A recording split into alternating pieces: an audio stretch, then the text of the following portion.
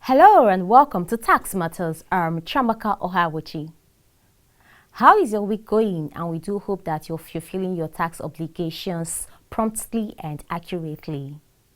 For a long time, crude petroleum had been the mainstay of Nigeria's economy, giving rise to concerns about the danger of relying on one source of income for an economy as big as Nigeria.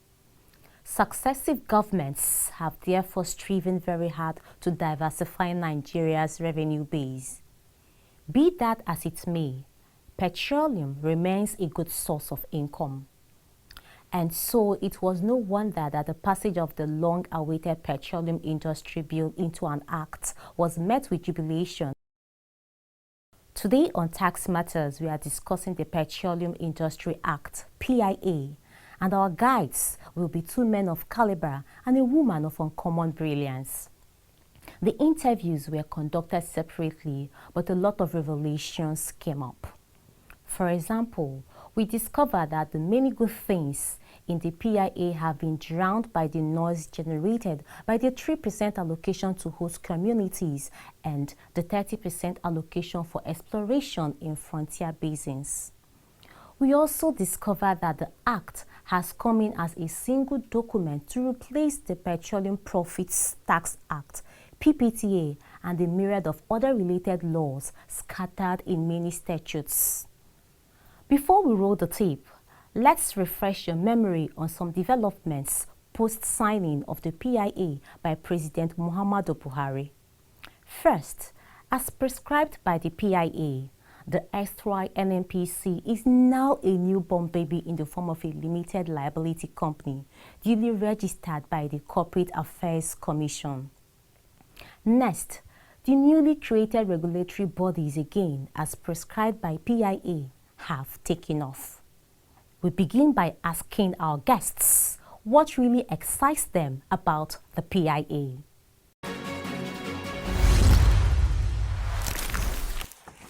Mr. Gunje Milusi, thank you for joining us on Tax Matters. Thank you for having me, Chiamaka. You are welcome. On August 16, 2021, President Muhammadu Buhari signed the Petroleum Industry Bill into law, making it an act of the National Assembly, now PIA. In a few words, what really excites you about this PIA 2021? That we were able to get it through. That excites me most. And also the way that government involved a lot of stakeholders before it even came out. It's the first thing, there are a lot of rooms given to the stakeholders to participate and to contribute. So it's not something that is government just say, no, we are putting it on everybody. No, it's something that we involved, everybody was involved. So the way we took it, we got it through also excites me. And the way people receive it also is another excitement. Something that people have been yearning for, waiting for, and now came to pass. The date was signed. I was really excited. Mrs. Osha Salmi, welcome to the show. Thank you. In a few words, what really excites you about the PIA 2021? I think it's a step in the right direction, although one still wonders what took us so long. There's little to jump for joy about, but at least it encourages domestic development, which I think would be a good precursor to helping our energy sector as well. So if we're able to, at least with the clarity that the PIA now gives to gas operations, hopefully investment in the gas sector can then enhance the energy sector through gas, the use of gas to generate energy, electricity. So I'm hoping that through that, we can actually see more development that we can point at. We can also see more development in the downstream sector as well, in terms of development of refineries in the downstream sector. So those are some hopeful provisions of the PIA that at least gives us some hope. There's light at the end of the tunnel. Mr. Olarewaju, welcome to Tax Matters. Thank you. It's my pleasure to be here. Now, in a few words, please tell us what excites you about the PIA. Okay, number one thing that excites me, honestly, is that I have one document in my hand as my resource now. Much more than before that, I have almost 10 documents. As I'm reading this, I'm reading this, I'm reading this. But what the new PIA has done is I will call it a compendium of profit-related tax law. Prior to PIA, we have different laws governing oil and gas operations in Nigeria, and we have up to 5, 6, about 10 of them differently. We have Petroleum Profit Tax, we have PPR, with Petroleum Profit and Pricing Regulation Establishment Act, we have an NPC Act, and the likes. But what we have now is that we have a unified document that put everything together, which for me is a good way and one of the best things to have been done in recent years. Also, it excites me about government coming to encourage production with the production allowance, which is very good. Host community getting something also. Because of the degradation in those communities, you need to be there and see what goes on in those places. And it excites me that something is going to them. Excitement in the air. One thing that is certain is that everybody is relieved that at long last, the PIB has become the PIA.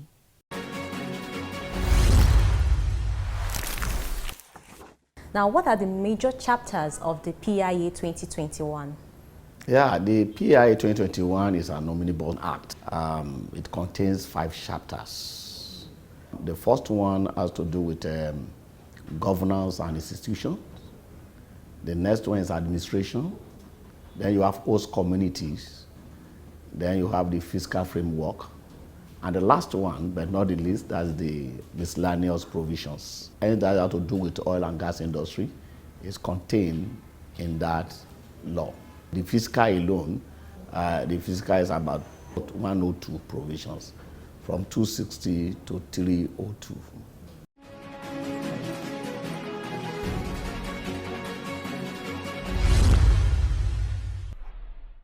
Could you please enlighten us on the major differences between the old law and the new one? Thanks for that question. This is the first Petroleum Industry Act that we will have. Before now, we had several pieces of legislation that governed operations in the petroleum industry. So the PIA has simply consolidated all those laws, and we now have a single legislative code, which the PIA is, that governs different aspects of the industry, from governance to administration, and as you know, of course, fiscal provisions, which I believe is the major subject matter that we're discussing. Thank you very much, Ma. Now, what are the major provisions of the PIA 2021? So when you say major provisions, there are many, but as I mentioned, there are different aspects of the industry and the value chain that the law addresses. But rather than mention the different sections or parts of the law, I would just mention highlights of what I consider to be major provisions. So for instance, the PIA has introduced a new licensing regime. It has also categorized petroleum operations into 3 distinct categories. So previously we had upstream and downstream operations, and anything in between could either fall within the purview of upstream operations, arguably, or downstream. But what the PIA has done now is to make a clear demarcation between the 3 classes of activities in the sector. So we now have upstream, midstream, and downstream operations. Another major highlight of the Act, which derives from the new licensing regime that's been introduced, is the option for existing license holders to convert their licenses to the new licenses introduced by the PIA. The PIA also introduces funds and also sets out how these funds would be administered and what they would address. So you have a special fund that is dedicated to host communities. You have a special fund that is dedicated to what the Act calls frontier acreages. So essentially this is a fund that is tailored towards development of new frontiers, as the word suggests. And then you also have the Midstream Gas Infrastructure Fund, which is meant to also enhance gas development, as well as the Environmental Remediation Fund. You may be aware that increasingly, because of climate change challenges all around the world, a lot of emphasis is being placed on the need to preserve the environment. So what the PIA has done is to establish a fund specifically for that purpose. I think all of those, in addition to a new fiscal regime that's also been introduced, are what I will consider to be the main highlights. Of course, from governance perspective as well, NNPC, which is a national oil company, is now being restructured into a limited liability company. And the intention behind that is so that NNPC starts to run as a commercial venture that is profit-oriented as opposed to a government parastatal. Another major highlight of the PIA is the establishment of 2 regulatory bodies. Prior to the PIA, we had just one major regulator for the industry, and that was the DPR, Department of Petroleum Resources. The PIA has now established 2 distinct regulatory bodies, one for the upstream sector, and then another one that would regulate the midstream and downstream sector. So for the upstream sector, you have the Nigerian Upstream Regulatory Commission, and for the downstream, you have the Nigerian Midstream and Downstream Petroleum Regulatory Authority. So, and the 2 regulatory bodies have distinct roles to play within the sector.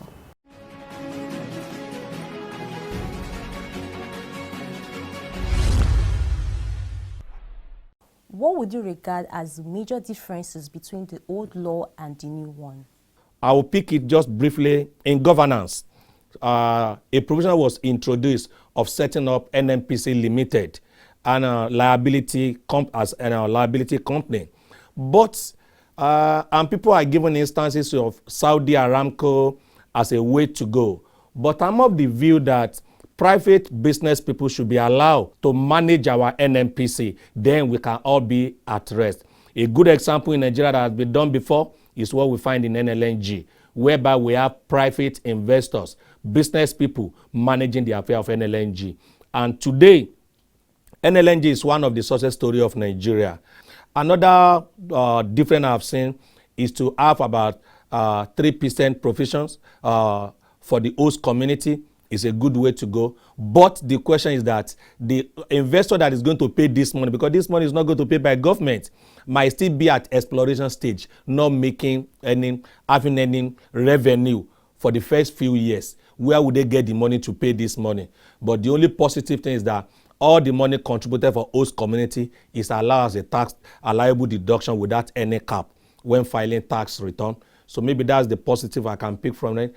And also government are paying keen attention to frontier oil by allocating 30% of NNPC profits after tax for purpose of exploring.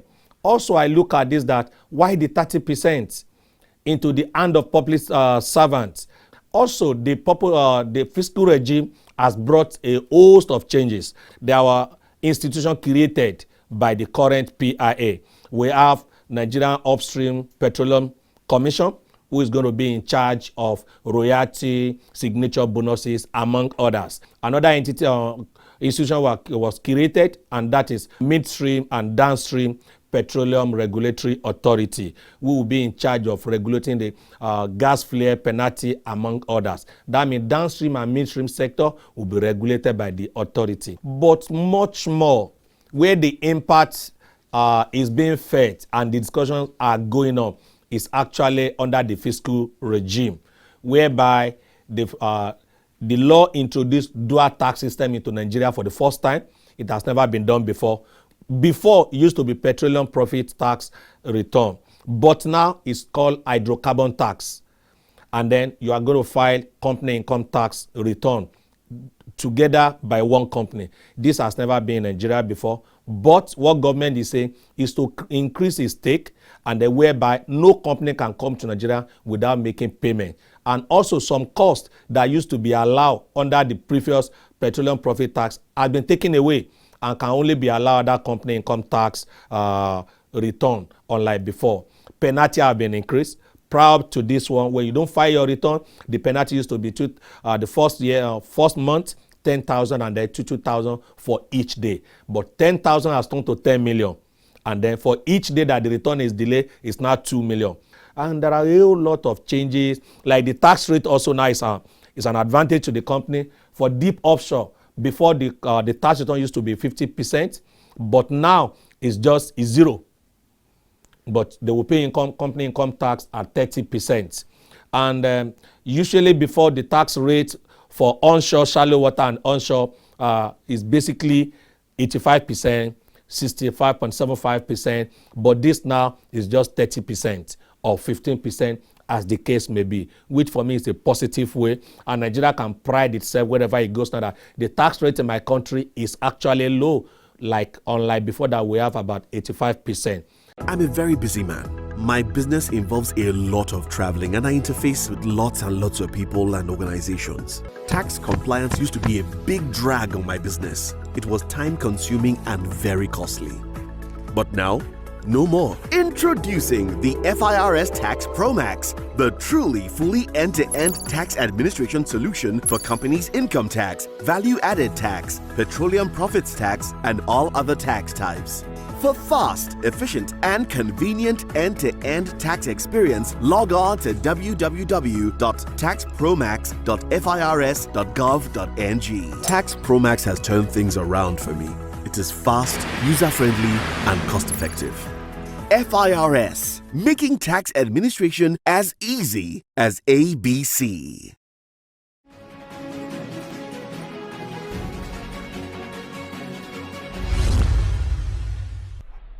Welcome back. We are looking at the Petroleum Industry Act signed into law by President Muhammadu Buhari on August 16, 2021. Navigating the field for us is a group of two eminent gentlemen and an Amazon. As you have heard, the PIA has changed the NNPC from a government corporation to a limited liability company. That has taken off. The PIA has also created new regulatory bodies for upstream and downstream and many more. We conclude this first installment of the feature on the PIA with Mr. Gabriel Ogunjemilisi taking on questions on the controversy that the 3% allocation to host communities and the 30% allocation for exploration in frontier basins have generated, and of course, the benefits of NNPC becoming a limited liability company. Now, there is a provision in the current Federation account sharing formula that gives 13% derivation to oil-producing states. Now, what is the difference between this derivation and the 3% and 30% in the new Act? Okay, yeah, thank you. The derivation has been with us from now. Before now, it's a 30% derivation, which is for the community area that produces oil. It's a first line charge. Anything that comes from there is taken out and shared and distributed to the states that are from those areas where the oil is actually extracted from. So it has been there. It's not a new thing, but the one that is new is addition to what has been there. 13% still stay, and you now have 3% for the host community. This one now will take care of the host community directly Unlike the 30% derivation that goes to the state government, and state government utilizes it supposed to utilize for the state. With this host community now, it is going to be for those communities directly. It's not going to be, and the way they have been structured, the law has also made it how they are going to spend it. If I had the money, they are going to invest 70% on capital, they are going to have 5% for the administration, and you have to have 20%, 20%, 25% to be put in future for the future of the community. So it has been decided how they are going to, the governor's office define the law, the company will be involved and the community will be involved in it. So it's going to be managed by them, and they will think of projects they want to use it for in their community. The 30% you mentioned of which for the frontier acreage. The frontier acreages is just to enable government to develop more of searching and extracting for oil in the inland basins. Inland basin is not peculiar to north alone, as some people have painted it in the news, as if it is now north and south. Inland basin cut across both north and south. For record purposes, we have Anambra Basin. We have another one we call the lower, middle, and upper Benue. We have Sokoto Basin, and we have the southeast sector and the Chad Basin. You know, it's cut across both north and the west. So it's not, and that one is for exploratory of exploratory of the inland basin. So, and it's going to be just 30% of the profit oil on the production sharing contract. So it's not something, but the host community 3% is on the operating cost of the previous year. So the money is there, and you know that if except the company do not spend money, that's why they will not have money to fund it. Unlike the other one that if there is no profit oil, there's not good to go for the exploratory of the inland basin.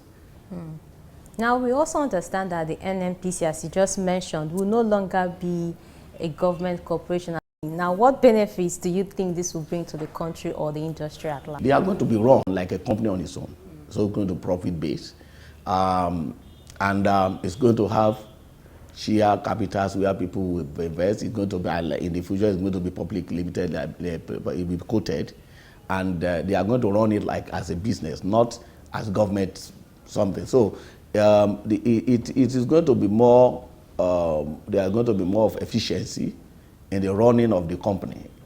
Are you getting? Because every company that is set up to make profit, they must be make profit, and they will just be paying now government. They will pay dividend to government. It's no longer to be crude oil sales, because they will run it, and the funding of that thing will no longer be coming from the federation, unlike now that they are having cash call problems, NNPC not able to meet the cash call due on the project that they are, of which they have interest. That one will not be there. And also the law also make room for incorporated joint ventures, that the NNPC Limited can enter into corporate joint ventures with oil company IOCs, and that one will be run also as business. And you will notice that they are registered, they are incorporated already, and the certificate was presented to the President of Nigeria maybe about 2 weeks ago, to show that government has started and to implement everything in the law. And it is hopeful that we are going to have more a company that is efficiently run, not like government any longer. Government intervention will no longer be there, and they must still make profit and pay money to government in terms of dividends, because they are going to be measured like in that area. Just we should like LNG now. LNG is incorporated joint ventures, and is that they pay dividend to government. Okay, that's how it's going to be run. Interesting.